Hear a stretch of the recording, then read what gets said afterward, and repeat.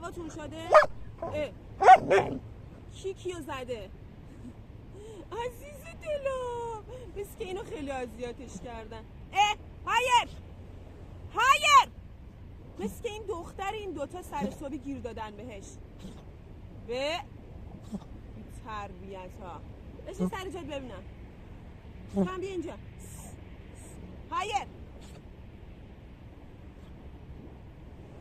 ریلکس بیبی. خب نه مادر چون من اینجا نمیذارم اذیتت کنه. شما دوتا خیلی پسرای بدی هستیدا. هایر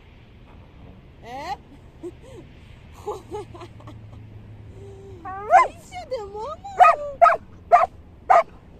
نه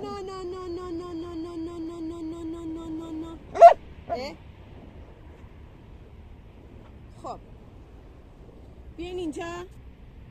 سلام. یه سلام بکن. بیاین بر